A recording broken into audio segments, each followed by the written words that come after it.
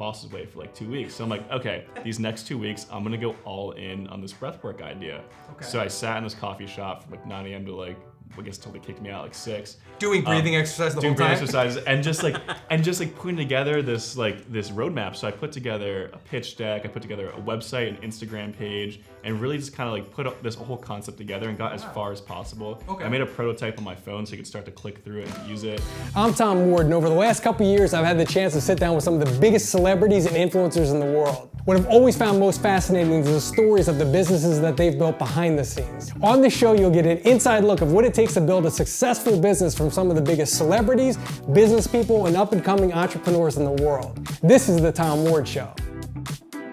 Welcome to the Tom Ward Show, where I talk to the biggest entrepreneurs in the game, and I've got Max Gomez, co-founder of Breathwrk, and it's an app that we could all use. It helps us calm down through breathing exercises.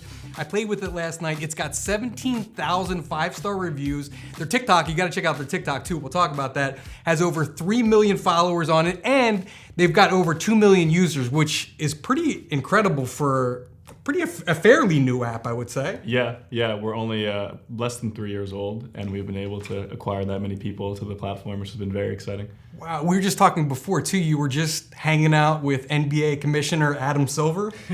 Yeah, we did a small program with the NBA called the NBA Launchpad, so we were able to work So we were able to actually work with youth athletes in the NBA and get a grant from the NBA. And over the course of 6 months, we were able to do a program with them and we got like a small amount of money from them too, and wow. It could lead to future potential partnerships, which is really exciting. Wow. Well, so I guess, I've had struggles with anxiety and depression, so this is right up my alley. And it's funny because like my kids and my wife make fun of me. Like if you look at my phone, I don't have one game on my phone, 0. Yeah. But I have every health and fitness or meditation one. So I downloaded it last night, I was playing with it. It's really helpful. But that's something you struggle with and where this kind of whole thing came from, right? From your therapist suggesting it? Yeah. So about, close to 3.5 years ago, I was going through this phase in my life that was probably one of the lowest points I've ever experienced. So, I was 22 at the time, actually. Mm-hmm. So I recently lost a job. I lost a loved one who was like a maternal figure to me, my grandmother.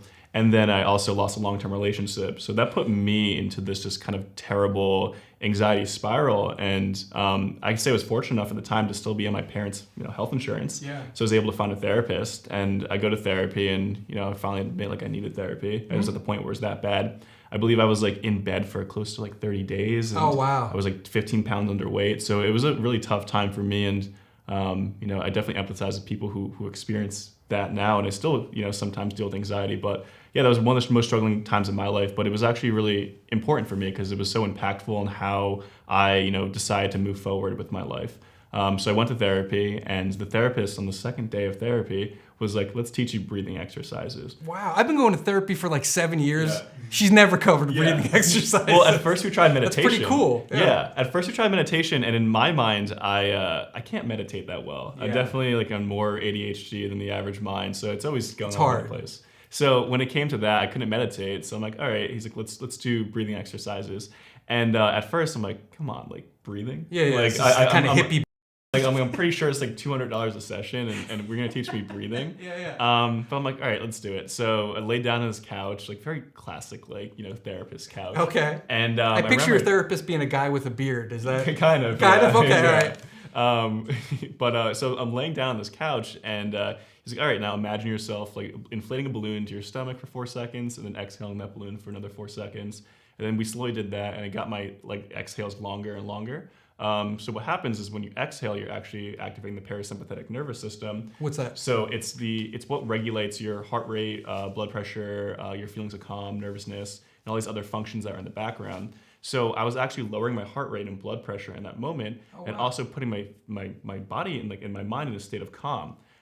So by doing these exercises within 30 seconds, I was already feeling a little bit better. I was so tense when I walked in there, but being able to do these exercises really helped me.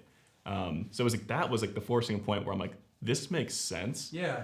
And then I brought that to my day-to-day life because I was super anxious. Did he just give you that one exercise, or did he give you a couple to kind of try out? It was just that one exercise. $200 gives you one. Come see me next week, Max. Yeah. All right. Obviously, there's way more, therapy than there, but yeah. So I remember just kind of leaving that session and being like, wow, that actually really worked. I remember some things I learned here and there, but that was one thing that really worked for me. And I'd be going to a coffee shop, applying for jobs like every single day because I need to find a job. I was broke at that point, and running out of cash fast. And I'd be so anxious that I couldn't really stay in a coffee shop for that long. But what I did was I'd stay there and do these breathing exercises to help calm me down. And like, so I slowly did the breathing exercises over and over and over again to stay out for longer and longer because I just get so anxious I want to go home and I've been there, curl up in a ball. Did you go like right after that? So you're, it's working in your life. Yeah. Did you go all in and like get every breathing exercise book and website and blog you could find to like learn more? Well, I was like, at that phase of my life, I was in like a self-help journey. I read like every book, like The Power of Now. So like, I love The Power of Now. The Obstacle is the Way. All Ryan Holiday books, like definitely on the table. So I've read every single self-help book, and then I watched this documentary on Netflix about like The Secret, which is like the law of attraction. Oh yeah. Yeah. I was at the point in my life where didn't have a job, didn't have like many friends at the time. I was in California. My family was on the East Coast.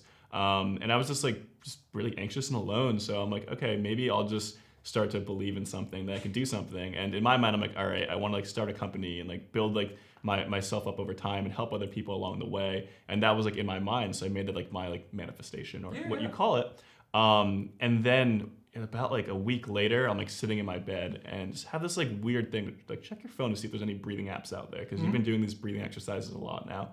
And I saw, there's got to be an app, there's right? An app for that. Of course. And I saw, and there was like nothing out there. And if there was a very like low level app, like made like, for like $20 or something, or like some kid's like high school project. I'm like, oh, I could do this so much better. Yeah. Like that was like my first like initiative. And then it was this feeling, I'm like, all right, it was perfect timing. I think at the time I had like 2 weeks span off. I think by that point I was already working for someone or already found a job at that point. And my boss was away for like 2 weeks. So I'm like, okay, these next 2 weeks, I'm going to go all in on this breathwork idea. Okay. So I sat in this coffee shop from like 9 a.m. to like, I guess until they kicked me out like 6. Doing breathing exercises the whole time? Doing breathing exercises and just like putting together this roadmap. So I put together a pitch deck, I put together a website, an Instagram page, and really just kind of like put up this whole concept together and got as far as possible. Okay. I made a prototype on my phone so you could start to click through it and to use it. Well, just pause on there too, because I was looking at your background. Aren't you like a neuroscience major at USC? Yeah. So like, which is incredible. You're obviously a very smart guy, but you don't have any experience in like the app development world, do you? No, not at all. So how did you just... Yeah. So like, I mean, what happened was like, I guess, so I took a minor in entrepreneurship in college, and that kind of triggered me to the space of entrepreneurship is being your own boss and having your own independence. And it's this amazing field that I didn't know. Yeah. Where I grew up from a very middle class town, like no one is like exuberantly successful or has their own business, or like a millionaire is a myth, like where I'm from. So like that was such an interesting thing. It's like you could actually create your own wealth and create impact on the world and not have to work for someone else. So that kind of sparked me. And then what entrepreneurship really is just figuring it the fuck out. Like, right? Yep. So like you figure it out. So if you really want to do something, just continue trying to figure it out. There's no roadmap. Yeah. So even with like the app, like I need to animate the breathing circles and the exercises in my app. So I remember I like met this girl on Hinge, and like she taught me, she's a graphic designer. She taught me how to animate breathing exercises. Oh, wow. So like I started animating them and made the breathing exercises for the app.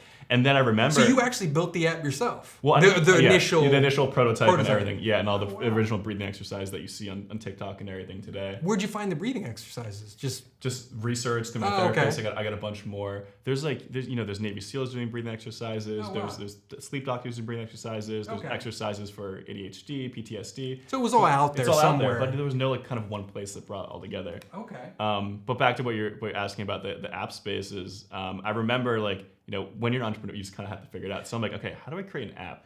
And I remember that I met someone in San Francisco 3 years before who was an app developer. So I called him up, and he has this dev shop in India, and he's like, oh, like, we'll help develop the app. I'm like, great. And he gave us a great deal on it. Okay.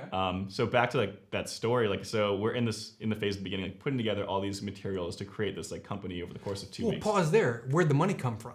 There was no money at the time. So how'd you pay the developer? Well, listen. Okay. This is the whole like. This is the thing where like it's the grit of just trying and doing it, and then 2, just like letting things happen, and maybe the law of attraction, manifestation. Manifestation is just goal setting. Yeah, that's basically what it is. So 2 weeks go by. I have all this work and stuff. And I'm like, I'll meet a co-founder. And then very randomly, one of my old bosses, best friends, texts me. She's like, hey, Max, like come over and like brainstorm some ideas with me. I have a friend coming in over. Her name's Addie. She's built these amazing companies. She sold a company to Twitter. She did XYZ. Oh, wow. I'm like, great. I'll love to go over there and see it. So I go over there, meet with them. So I go over there and I meet with her and I show her Breathwrk. She, oh, that's cool. And then like Addie's coming over in 5 minutes. Show Addie when she gets there. So I show Addie like the prototype and stuff. And within 45 seconds, she's like, do you want to partner with me on this? Wow. And I'm just like, that quick. And I'm just like, It was a great idea. well, I just like, I was like blown away by that. I was honored because I looked her up on LinkedIn before and she created like, $100+ million companies. Like she's the real She's deal. legit. Yeah, she's legit. Yeah. And she's also super cool. I think at the time she didn't even wear shoes. Nice. Yeah. And she's, I guess like, I think 15 years older than me. Okay. So like there's an age gap too, but like, it was something that, maybe I would have missed if I wasn't like so open to trying new ideas and meeting new people. And she asked to partner with me and I was like excited. So 2 weeks later, we incorporate the company in Ojai. And then 2 months later, like we're on the App Store. So she actually helps fund the first, I think it was like $15,000 to get the prototype on the ground. Okay. And then from there, we just started raising capital. Wow. So literally, what was the timetable from, hey, there's no app out there, I searched for it, I think I'm gonna go do this, to when it was in the store? How quick? Probably 5 months. Wow, that's a pretty quick turnaround. Yeah. Well, I had no other choice in order to like. So if I would have had to get another job. Yeah. So it was either like make this work with Addie, and like get this on the ground and raise capital so you could pay yourself a salary. Yeah. In the beginning, I was very fortunate enough because Addie was actually helping pay for my rent. I was like, that's a good co-founder. Yeah, it was a great co-founder. And at the time, like I remember, like I was like sleeping on like a friend's couch just for some nights and like figuring it out where I was gonna stay. And I was still like applying for jobs in the beginning. But she's like, oh no, I'll like help you with like rent and stuff, at least for like a couple months until we figure it out or raise capital. So it was like, okay, I have to fully focus on this. And yeah, What a luxury that is. Yeah.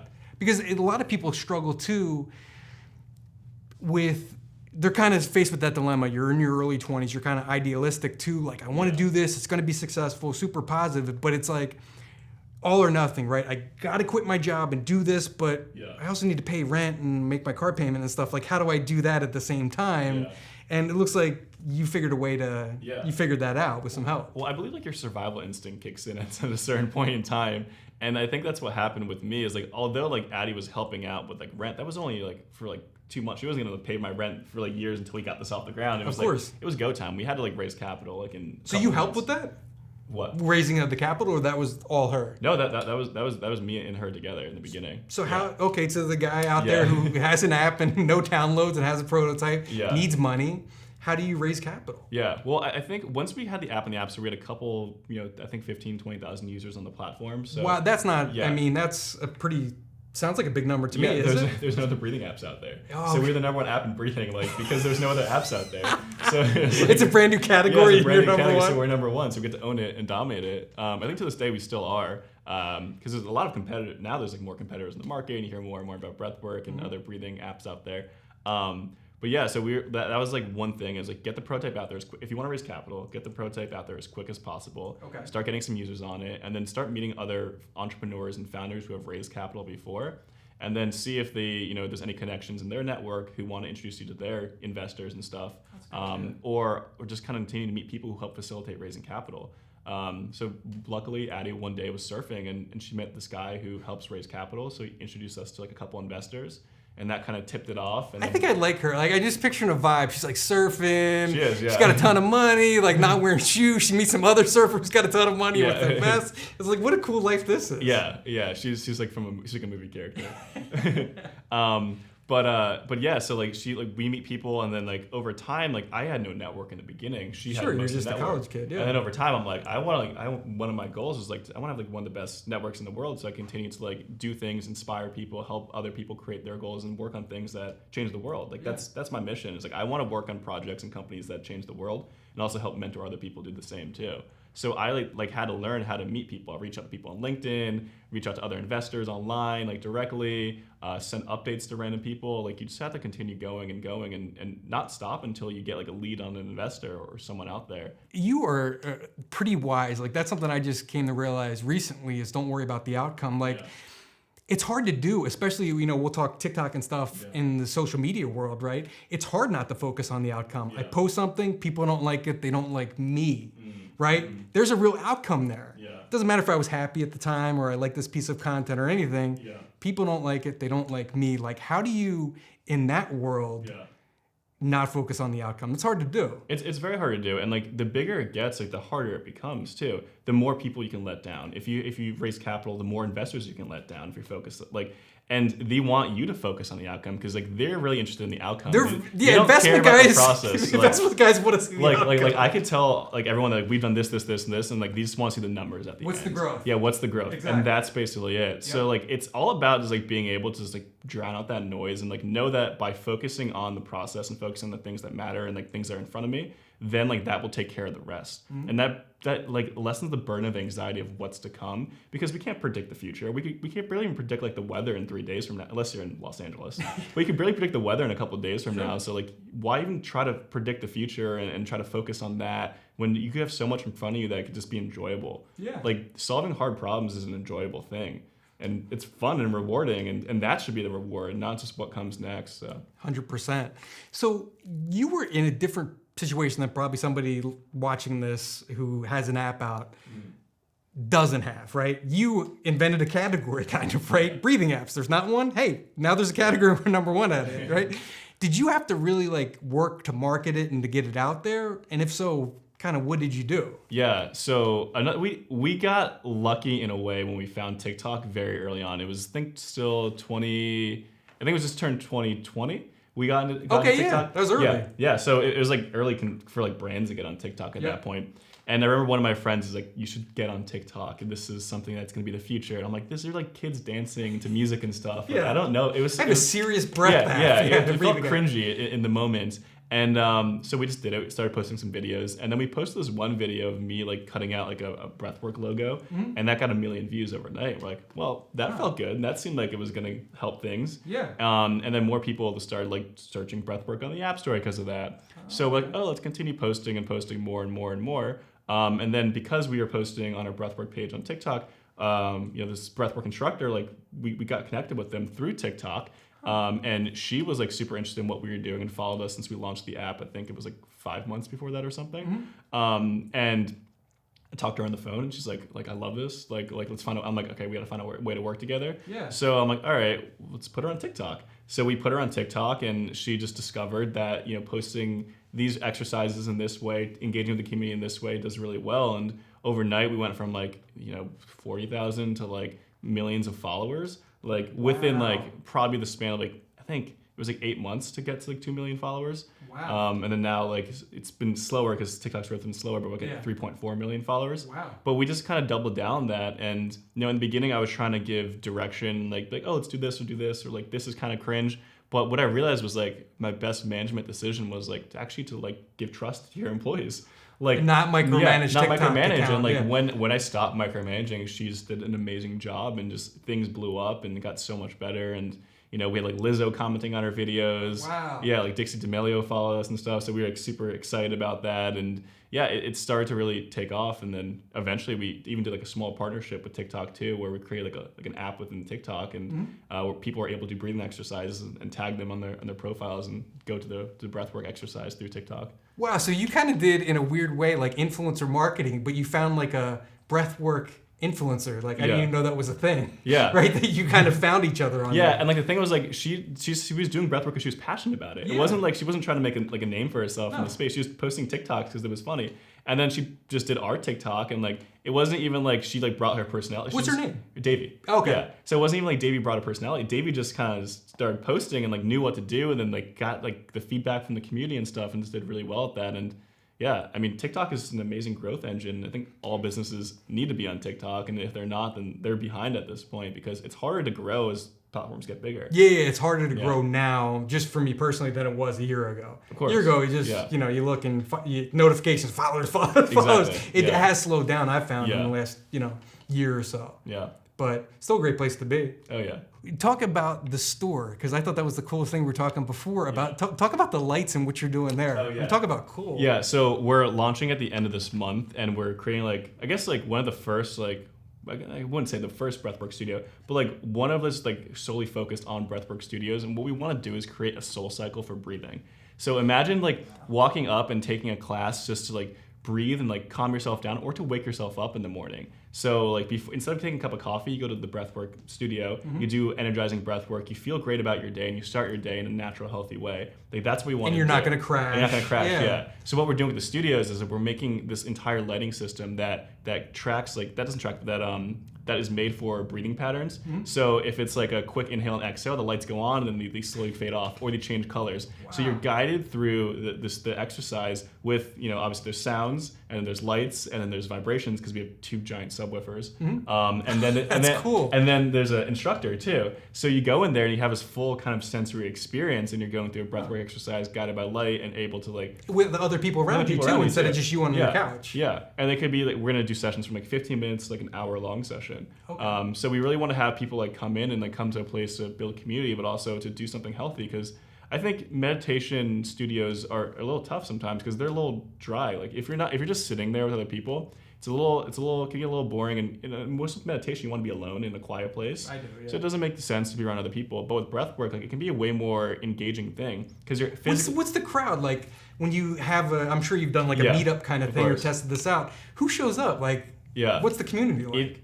Maybe it's because tend to like pick friends that are extremely diverse. But when we're hosting sessions, when we first started, we had this house in Venice. It looked like a Silicon Valley house. Okay. We were inviting people from all walks of life, from real estate agents to athletes to yoga instructors to cool. It's like finance bros. Like everyone would come, and like it would be just like very evenly split across like demographics of like who is there, young, old, and far in between.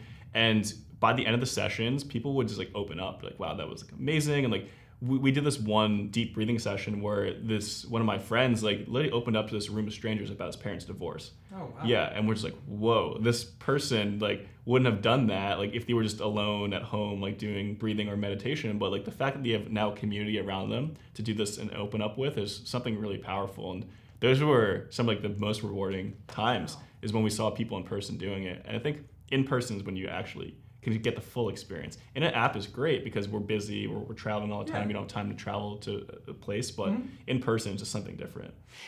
So we talked about, how the app came to be, your kind of first, so this is a great case study. I'm sure you'll be at USC Business School talking about this someday, right? So now you are the first, so now what? Yeah. People go, hey, we could do it better, or there's money in it, let's go. Now you got competition. Yeah. Now what? When did you first start seeing that? How long after you launched? It was probably like 6 to 8 months after we launched, we got some competition. How'd that feel? At first it was painful. There was one big competitor who like actually was already on the market, but like created a breathing section in their product. And I remember that day, it was very hurtful for me. It just felt like something that I would put so much energy in was just like taken out of me, and it was blatant like copy and paste plagiarism. And yeah, it was really disappointed. Did you have to do breath work after that? Oh yeah. Calm down. Luckily, like they changed most of it and they responded to us. But that was the first kind of like look into it. Like $1 billion company is like doing what you're doing. And at first, I was like devastated. How are you going to compete with that? Yeah, because you can't. It's like, well, just buy us if you like us that much. There you go. Yeah. Or just copy it for free. Yeah, exactly. Or that too. But I remember in that final, I'm like, okay, we must be doing something right then. If these giant companies are copying us, then we must be doing something right. And then the funniest thing is going through TikTok and then seeing other people post the exact same breathing exercises on their TikTok, but like except like a little bit different, or like a different person in it. Like it wasn't Davey, it was like their like version of Davey at their company. Yeah. I'm like, this is so funny. We're starting to influence people. But I think at that point, but it's gonna piss you. I mean, you sound like kind of humble and like now, but that would annoy the hell out of me. You had to be pissed off at the time. I think it was more, especially when they're copying your content. I think copy and paste I was upset about. But what I realized is this is like, we're trying to help change the world, and by changing the world, maybe we're not the best fit to do it, or maybe we're not reaching every demographic. So if someone else can put it in their app and reach their demographic of people, that's great because we help inspire. Was that your people. Initial attitude? Well, are you superhuman? Well, I mean, because you think about like what was this? Doesn't Elon Musk like he keeps all of his patents like open for everyone, so he can help like push electric like cars forward. Yeah. Like his mission is not to push Tesla forward, it's to push the practice forward, or practice of electric cars forward. So like we want to push the practice of breathwork forward. So if we're... But to be fair, Elon also wants the stock price to be very high too. Yeah, yeah. And he wants you to buy a Tesla as opposed to a GM electric car. Of course. So there's some of that in there too, and I'm sure you've got some of that too. I think that's the thing. It's like it just forces us to be better, you know. Like if like they're doing it and they're doing it in a poor way, then great. If they're doing it in a good way, then okay, there's maybe something inspiring there, or like we can do it better than that. So like competition forces you to be better. Competition is necessary.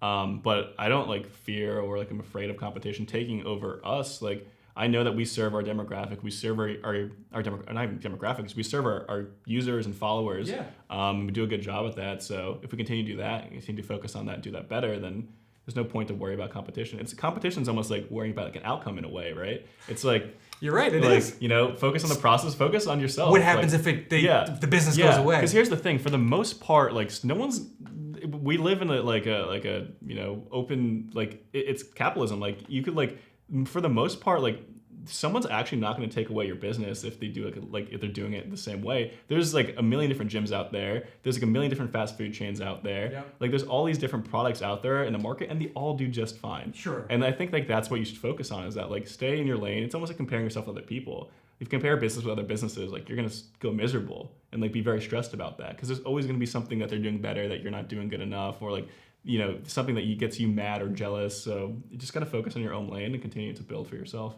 So and I think that's great advice. So the person who's watching this who goes, man, he's really cool, and you know, he's figured out how to develop an app, and I have a million questions for him, and I'd just like to grab lunch with him someday. Yeah. So how does that happen? Like that person who wants to just, and you seem like a nice guy, and you've got a busy schedule, but I'm sure you talk to people, and maybe, I don't know if you mentor or whatever, but how does somebody do that? Yeah. I try to, so I guess like right now, like my time is like limited. Of course it is. Not even my time, is my headspace to focus on things. Yeah. So I love to mentor and help people out, but I only like to mentor and help people out who are already like just trying to figure it out, who are already getting started. Not people who need motivation, people who are already doing it and need some help with process. Yep. And like that's a huge difference. And I used to make the mistake of trying to like motivate my family, my friends, like do these things, but it's not gonna work. Like you can take the horse to the water, but it's not gonna drink the water. So like when it comes to like helping people out, I wanna help people who are already trying it. Like who are already, maybe they're failing or they're struggling somewhere, but like they've done it. They put a prototype up, they try to raise their first capital round, they try to do this, like they're reaching out to people because like this helps them. But I don't want to spend time with people who like don't have the energy about them. Because in a way, like, why do you help other people? Because it makes you feel good a little bit at the same time, right? Yeah. But also like it gives you energy at the same time too. Like you also help other people solve their problems, and you solve your own problems too. Mm-hmm. So like when people reach out to me, like if like, hey, I've tried this.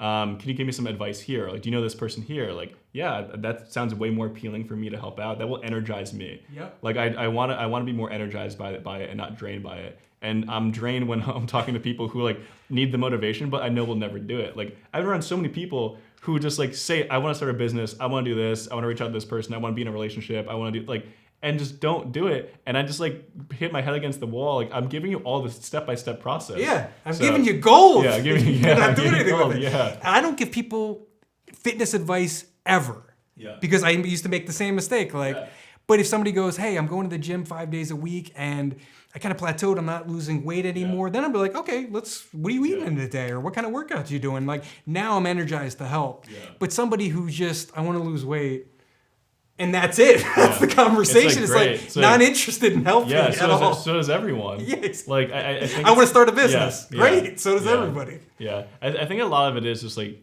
when you meet someone who like takes personal responsibility, and like I take personal responsibility. Like if things go wrong in my life, even if like maybe they're not my fault, I still take responsibility for it. And you have to do that. No, but most people don't. Most people don't. So like when you meet someone who's doing that, you naturally feel that. Like I know if I like take a week off or take time off or not doing what I'm gonna do, there's gonna be repercussions for that, but I'm gonna accept that because that's me. I'm not gonna blame the world for that. Yep. But some people will be like, oh, like the reason I need time off because the world's so stressful because this or that, and then they make excuses for everything, and then they're not getting started because they don't have the right connection or the right time.